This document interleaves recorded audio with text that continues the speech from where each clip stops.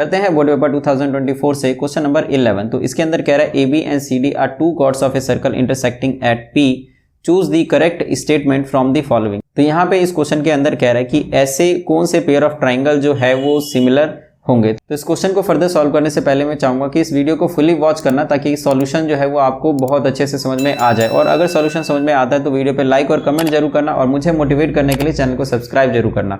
तो यहाँ पे इस क्वेश्चन को सॉल्व करने के लिए मैं एक चीज आपको और बता दूं कि जैसे जो आपने क्लास 9th के अंदर जो पढ़ा था angle in the same segment, उसी पे बेस्ड ये क्वेश्चन है। तो इसके लिए हम कुछ कंस्ट्रक्शन करेंगे, और अगर आप वहां से देखोगे तो आपको सब समझ में आ जाएगा।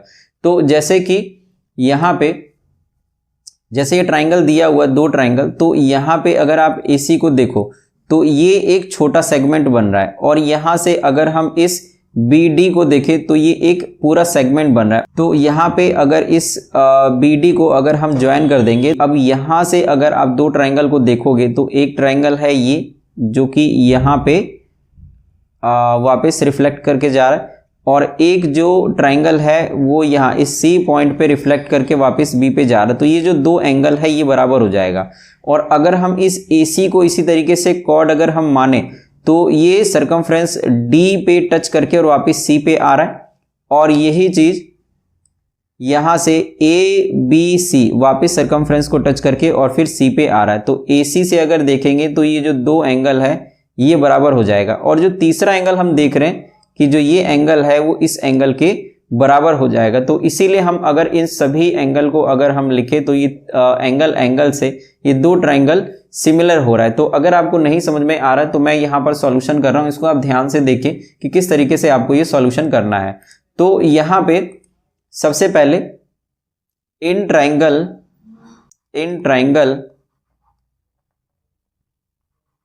ADP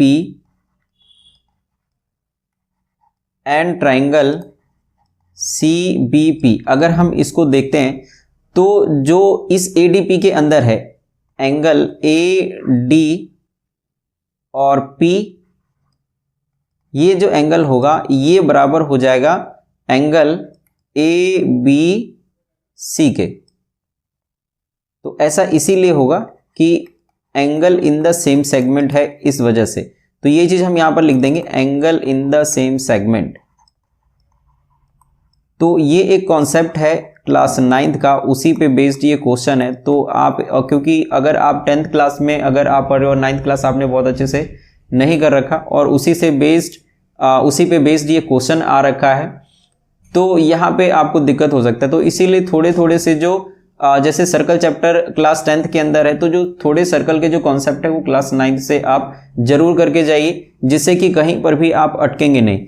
तो यहाँ पे ADP जो है वो ABC के बराबर हो गया, और इसी तरीके से यहाँ पे अगर इस BD को अगर हम कॉर्ड अगर हम माने तो इधर से जो ये एंगल BAD है, तो जो BAD है एक्चुअली में ये PAD हो जाएगा, ये DAP आप इसको लिख सकते हैं। तो यहाँ पर जो DAP है इसको मैं बराबर करूंगा इस एंगल के साथ में जो कि है BCD या फिर BCP।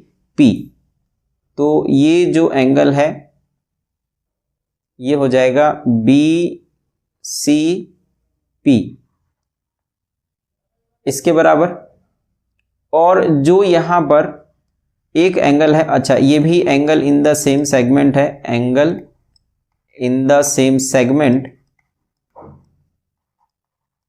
Angle in the same segment. ऐसे तो ये जो दो एंगल है ये बराबर हो चुका है, हम इतने पर भी इस दोनों ट्राइंगल को सिमिलर बोल सकते हैं।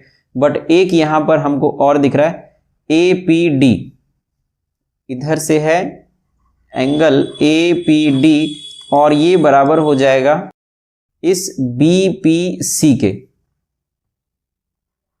BPC के। और क्योंकि ये वर्टिकली अपोजिट एंगल है इस वजह से, क्योंकि ये आमने सामने है, जो ये लाइन है इस लाइन को क्रॉस कर रहा है, तो जो आमने सामने है इसको हम बोलते हैं वर्टिकली अपोजिट एंगल।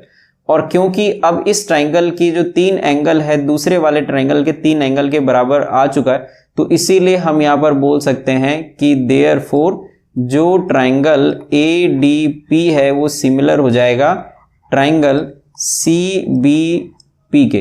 तो यहाँ पर आपको ये पैटर्न देखना पड़ेगा इस ट्राइंगल का कि किसके साथ ये मैच हो सकता है, बराबर हो सकता है, सिमिलर हो सकता है और क्या क्या कॉन्सेप्ट लगेगा। तो थोड़ा सा इसमें वक्त लगे, तो इस तरीके का जो क्वेश्चन है अगर ज़्यादा वक्त ले रहा है तो आप बोर्ड पेपर के अंदर एकदम उसी समय पे क्वेश्चन ना करो, इसको लास्ट के लिए आप बचा सकते हो।